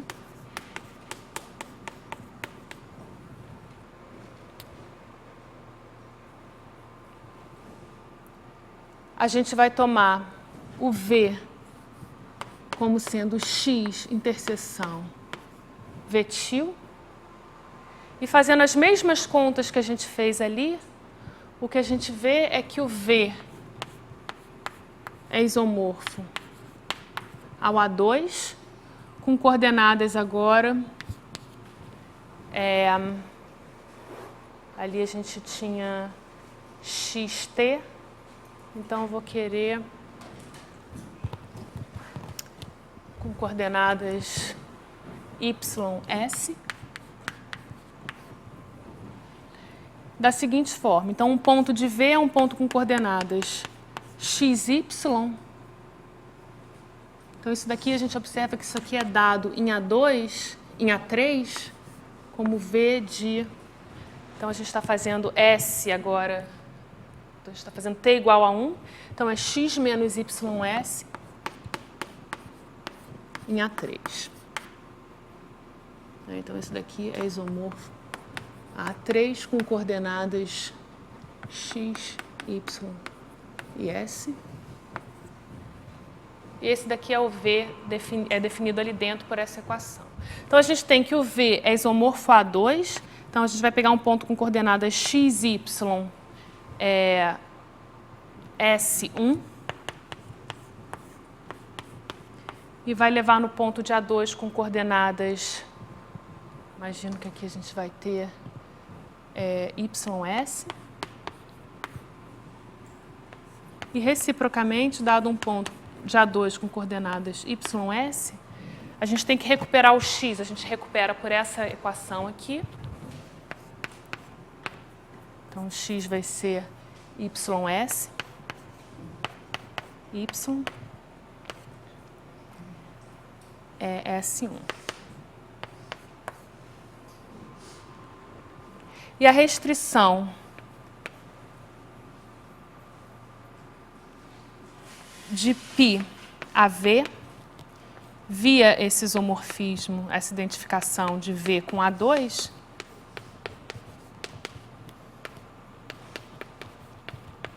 vai levar um ponto com coordenadas YS no ponto com coordenadas YS, Y. E nesse caso aqui, a imagem inversa do ponto P0 vai ser dada por y igual a 0. Ok, então, então, é claro que o X se escreve como união V. Então, a gente cobriu essa variedade definida em A2 vezes P1 por essa equação. A gente cobriu com dois abertos afins isomorfos a A2. E a expressão da projeção de X em A2 é dada de uma maneira muito simples em cada um daqueles abertos. Então, isso daqui, na verdade, essas cartas, a descrição dessas cartas locais, ela vai ser muito importante na hora de fazer conta. Então, vamos fazer agora uma conta, vamos terminar fazendo uma conta. E agora eu tenho que explicar para vocês por que isso tem a ver com encontrar um modelo não singular para uma curva. Então, vamos ver o que acontece. Deixa eu fazer um desenho aqui para tentar explicar para vocês como que isso relaciona com a busca de um modelo não singular. Ok, então eu tenho aqui meu ponto P0, a gente já entendeu completamente o blow-up. E agora vamos usá-lo para encontrar um modelo não singular para uma curva. Então, vamos supor que eu tenho uma curva que fosse singular no ponto P0. Então, vou pegar uma curva, um exemplo específico, vamos olhar para a cúbica nodal. Então, isso daqui vai ser a curva C, dada por y2 menos x3 menos x2. Então, essa curva tem duas retas tangentes no ponto P0, x igual a 1 e x igual a y, e x igual a menos y. O que acontece agora se a gente olhar para a imagem inversa da curva? Então, o que vai acontecer é o seguinte, claro que isso aqui, quando eu olho para a imagem inversa da curva, a imagem inversa da curva vai conter, em particular, a imagem inversa do ponto P0, que é esse P1 aqui. Oi. Não escrever de azul? Posso. Não consegue ler aqui? Tá. Deixa eu escrever de amarelo. Então, eu estou olhando para a cúbica nodal. Amarelo, vocês conseguem ler?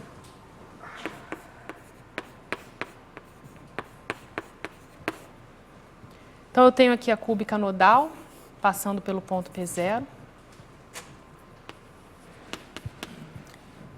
E agora, a imagem inversa da curva, ela vai conter a imagem inversa de P0, aquele P1. Agora, se eu retiro essa imagem inversa de P0 e retiro o ponto P0, a gente tem um isomorfismo entre esses dois abertos, e aí eu posso olhar para a imagem da curva, só que o que vai acontecer é o seguinte, repara, aqui eu tenho duas direções tangentes distintas. Quando eu olhar para a imagem inversa da curva, olha só o que vai acontecer. O que vai acontecer é que a gente vai separar os dois ramos da curva e a gente vai obter uma curva. Então, a imagem inversa vai ter duas componentes, essa daqui que não nos interessa e essa daqui, cetil, que vai ter birracionalmente equivalente a C, só que nesse caso aqui, a gente espera que ela seja não singular. A gente conseguiu separar os dois ramos da curva. Então, agora o que eu quero fazer é fazer as contas e ver que é exatamente isso que acontece. Então, deixa eu tomar... Então, vamos tomar agora C, que é então a cúbica nodal, y2 menos x3 menos x2 em A2.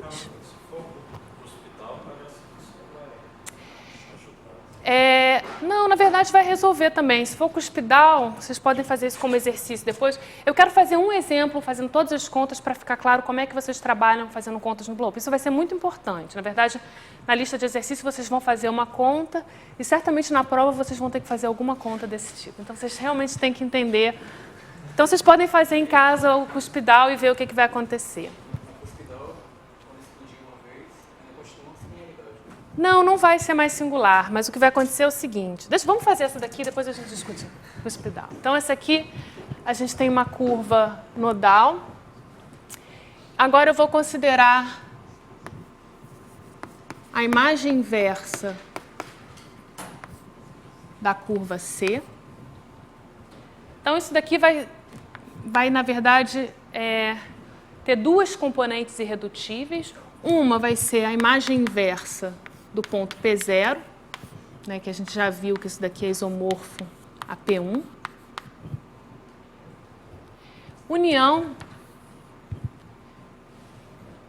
uma outra componente que vai ser obtida da seguinte forma. A gente sabe que π restrita a x menos a imagem inversa de P0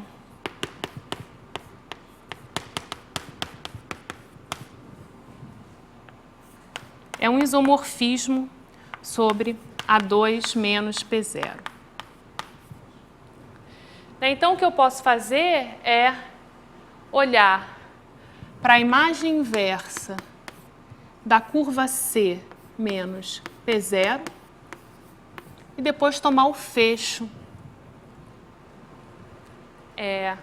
dentro de x. Né? Então, isso daqui vai ser uma componente que eu vou chamar de cetil. E observa que cetil, se eu olhar para π restrita a cetil, isso daqui vai me dar uma aplicação birracional, na verdade vai me dar um morfismo birracional de cetil para C. Então, cetil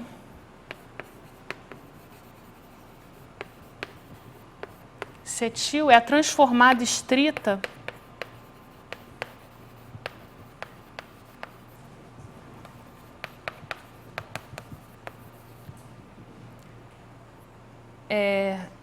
de C no blow-up X.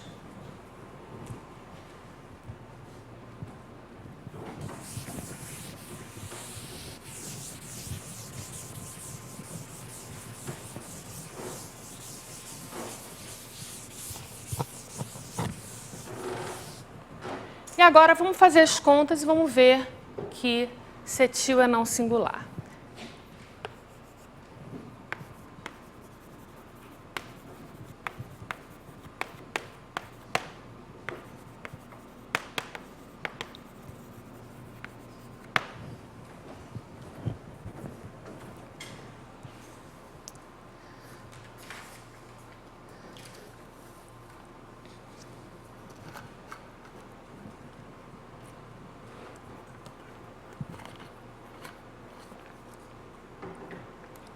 Ok, então vamos olhar, por exemplo, para essa carta afim U. Então vamos olhar para...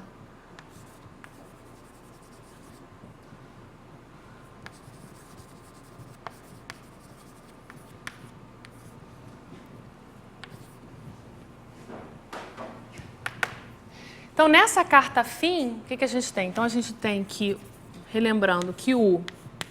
Deixa eu reescrever aqui que aí eu posso apagar. O isomorfo A2 com coordenadas xt. E a gente tem que a restrição de π a U para A2 vai ser então dada por xt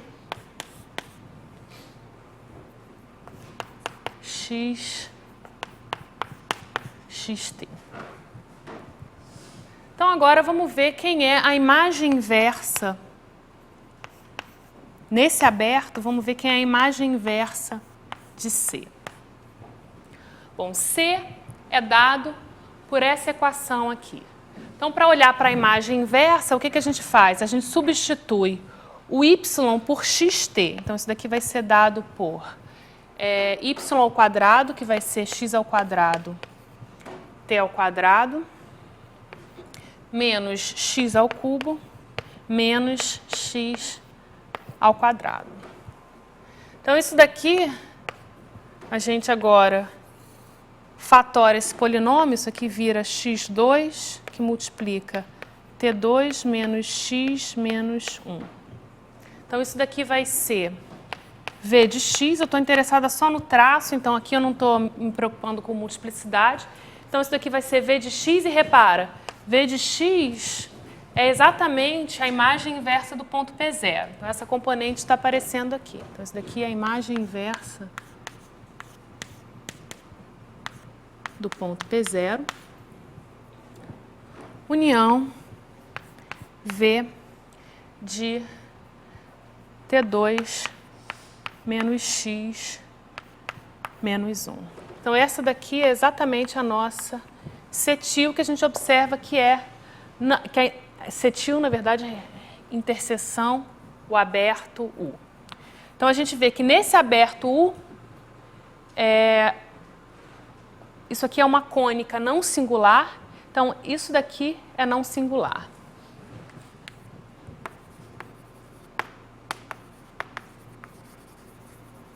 E agora, para verificar que realmente isso é não singular, a gente vai ter que olhar para o outro aberto. Mas antes de fazer isso,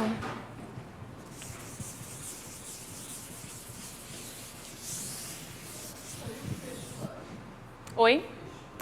Repara, isso daqui, na verdade, isso aqui é o fecho, já, porque isso daqui é uma variedade algébrica em A2, então isso é um fechado que contém o que a gente quer. É porque aqui, repara, eu tirei o P0, olhei para a imagem inversa e coloquei o fecho. Quando a gente faz as contas, isso aqui já aparece naturalmente.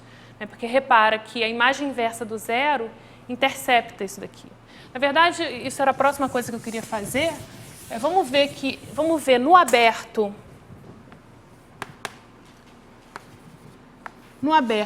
U, vamos ver qual é a interseção de C til com a imagem inversa do ponto P.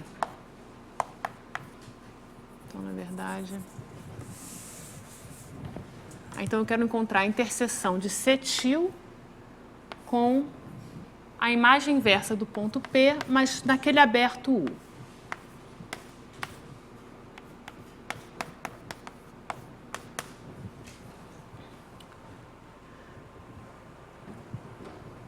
Então, o que a gente vai ter é que x igual a 0 e t vai ser igual a mais ou menos 1. Né? Então, na verdade, pensando agora, isso daqui, na verdade... Então, isso daqui vai ser... Estou identificando em U.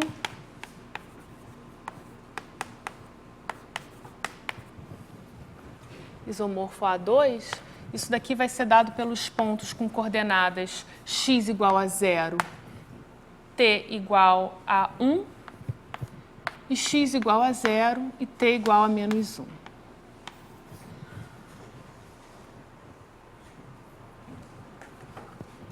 Agora, deixa eu só relembrar que esse isomorfismo, então, era dado como U era um ponto da forma x, y.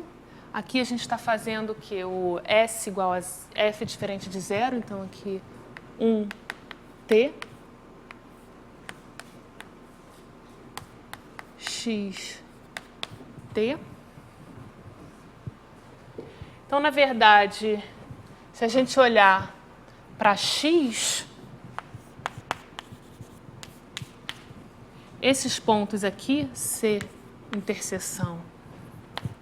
Quer dizer, a gente primeiro tem que olhar para o outro aberto, mas a gente vai fazer isso, vai ver que é a mesma coisa, na verdade. Menos P0. Isso daqui vai ser exatamente os pontos com coordenadas P0, 1, 1 e P0, 1, menos 1, 1. Então, agora eu estou vendo isso daqui dentro de A2 vezes P1. E repara, 1, 1 e menos 1, 1 correspondem exatamente às direções das retas tangentes da curva no ponto P0. Então, aqui a gente vai ter o ponto com coordenadas 1, 1, e 1, e menos 1, 1. Né? Naquele P1 ali. Então, quer dizer, aqui faltou fazer a mesma conta. Então, vou deixar como exercício.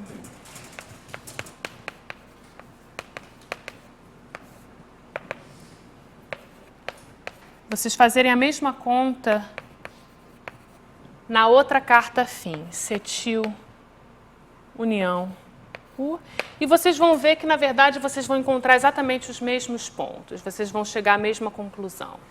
Então, de fato, vocês vão ver que o cetil é não singular e que a interseção de cetil com a imagem inversa do ponto P0 consiste exatamente de 2 pontos. Ok, então deixa eu só para terminar. Oi. Sim, na verdade, repara que aqui a gente ignorou aqui essa componente múltipla, mas o que vai acontecer é que a multiplicidade com que aquela imagem inversa de P vai aparecer nessa expressão é exatamente a multiplicidade do ponto na curva. Então, vocês vão fazer, na verdade, é importante que, à primeira vista pode ser um pouco confuso, vocês realmente têm que trabalhar com essas expressões locais, essas cartas locais e fazer contas para vários exemplos para vocês pegarem traquejo com isso. Então, na lista de exercício, na próxima lista de exercício, vocês vão fazer a seguinte generalização. Vocês vão fazer a seguinte generalização.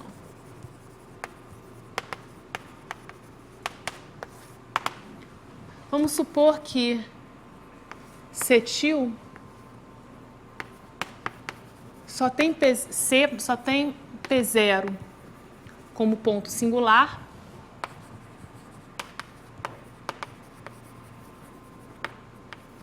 e P0 é um ponto múltiplo ordinário.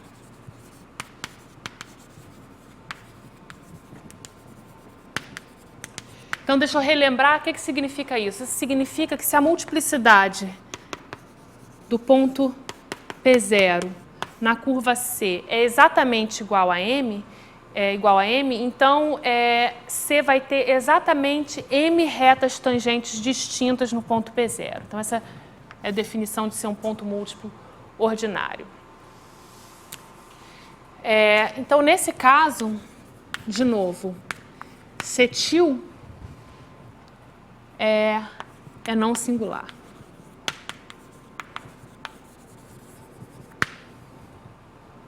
Então, isso daqui vai estar na lista de exercícios que falta só imprimir e vou deixar na Xerox daqui a pouquinho. Então, isso aqui vai estar na lista de exercícios. Mas, além disso, eu não coloquei na lista, mas vocês deveriam fazer vários exemplos. Por exemplo, vocês podem fazer o cúspide e ver o que vai acontecer. Na verdade, o que vocês vão ver é que, novamente, com o cúspide, depois de um blow-up, vocês vão... Então, deixa eu só fazer uma lista aqui de exemplos que vocês podem tratar.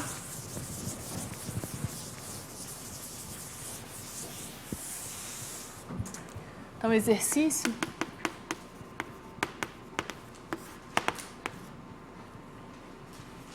Descrever, estudar cetil nos seguintes casos. Então, por exemplo, vocês poderiam ter uma cúspide.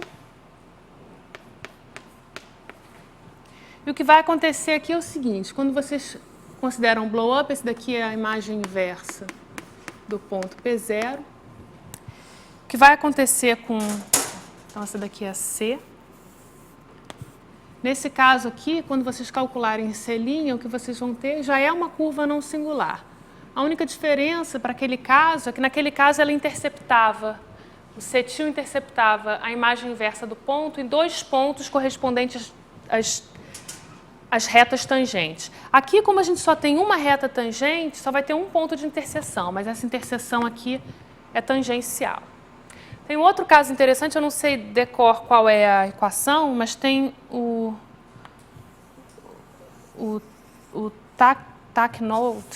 TechNode, eu não sei em português como chama, que é uma curva que tem esse formato aqui. Então, ela é singular no ponto P0, mas ela só tem uma tangente, ela tem 2 ramos, mas apenas uma direção tangente. Então, quando vocês calcularem o blow-up nesse caso, aqui está a imagem inversa do ponto P0,